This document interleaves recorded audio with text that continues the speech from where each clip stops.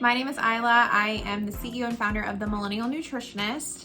We are a virtual weight loss company, and I'm here to share some tips about what I see goes on with our clients that I think could help the general population for those of you who are struggling and trying to lose weight on your own.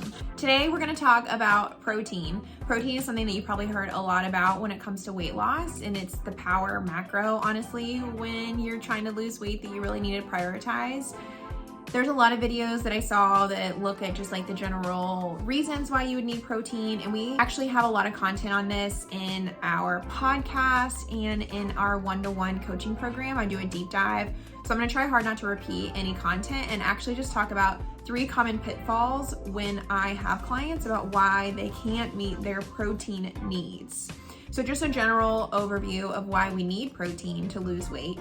We need it because honestly, it mostly just makes us feel really full. There are a lot of reasons why we need protein for weight loss that I go over in those videos, but the biggest one that I see is it just helps clients feel a lot fuller. If you're feeling really hungry while you're losing weight, chances are it's because you're not eating enough protein. And so this is why you want to make sure to prioritize that macro when you're losing weight, because you're going to be a lot more successful if you're not feeling super hungry all the time. When I have clients that only eat like a granola bar or just like coffee for breakfast and they can't understand why they get so hungry around 10 and then they overeat at 12 and then they feel so bad because they overate, they might as well just cancel the whole rest of the day. It's because they're not really setting themselves up for success in the morning with that breakfast protein. We've got to have protein to feel full. And if you feel low energy, if you feel really hungry, if you feel like you're constantly having cravings, check out your protein intake and see if you can increase a little bit.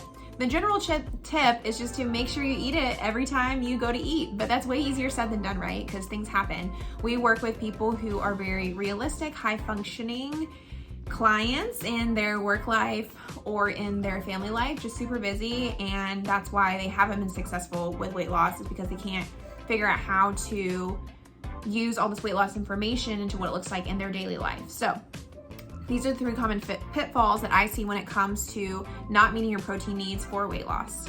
Number 1 is vacations. So we're getting into the fall, getting back into fall wedding season where a lot of people are traveling or getting ready to travel for the holidays.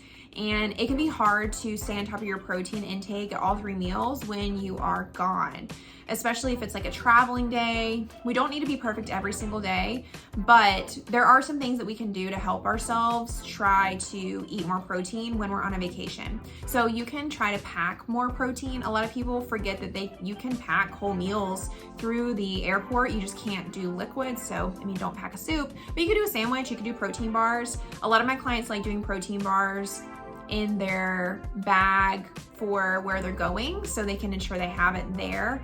Other clients will go ahead and like Instacart some protein items to their Airbnb or hotel or whatever. I've had some clients who go on long road trips and they literally just take a cooler with them of all their protein things, whether it's shakes, bars, deli meat, things like that. You might just need to get creative.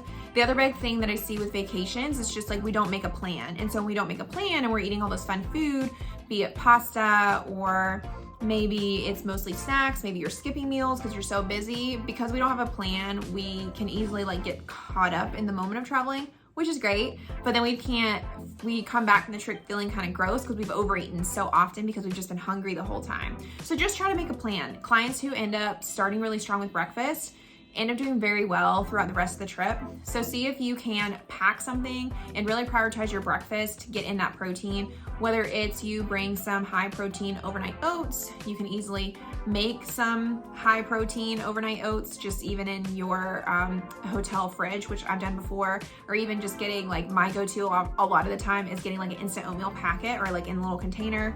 You can kind of eat it, heat it up in the microwave, and then have a protein bar on the side, which is a super easy way to just start your day and make sure you're feeling full.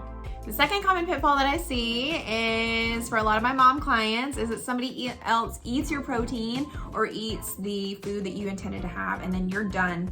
You don't have anything else. So what this kind of speaks to is maybe your lack of backup food items. So this idea that we need to kind of have some shelf-stable foods on hand is really important. Some shelf-stable proteins can include canned fish like tuna or salmon or chicken even.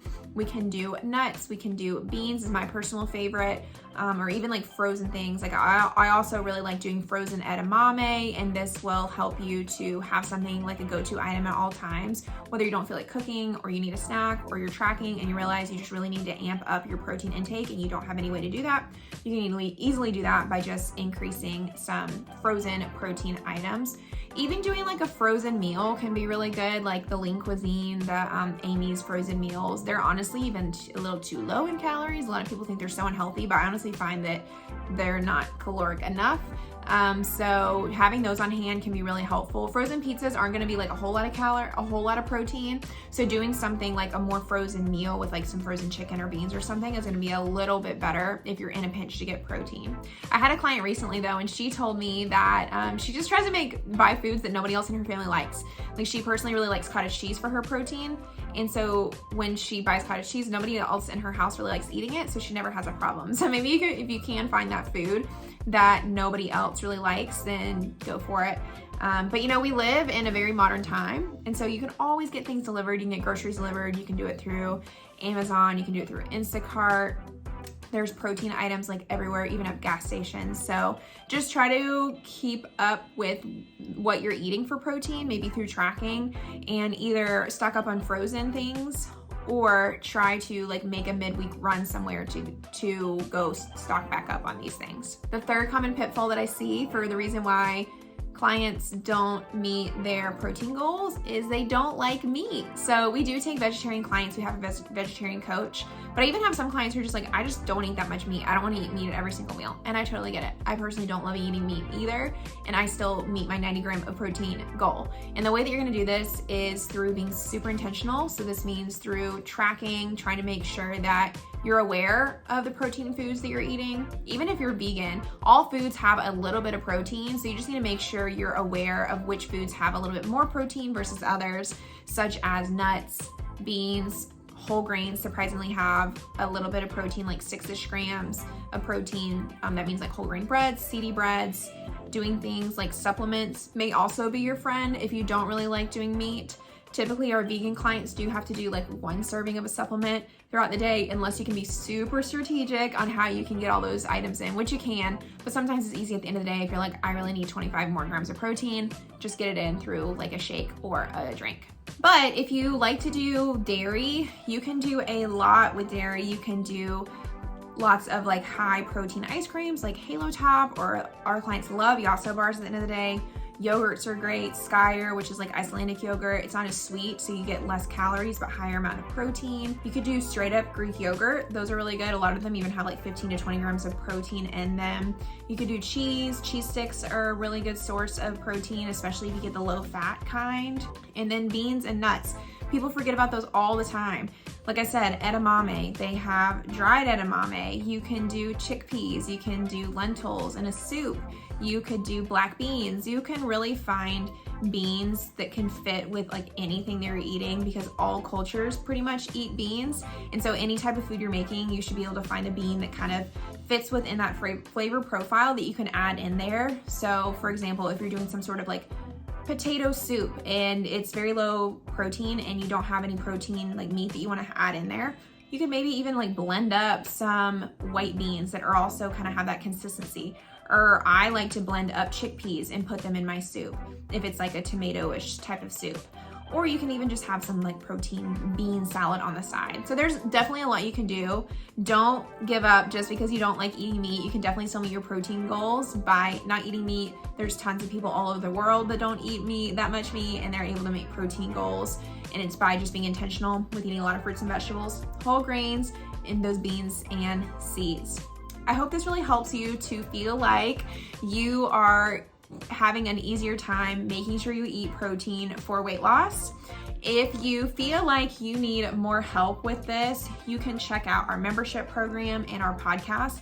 Both of those are really good sources. We're always talking about protein because people have so many questions about protein needs, and we get into a lot more detail on that other type of content. So make sure to follow us on YouTube, like and subscribe, because we put out videos every week.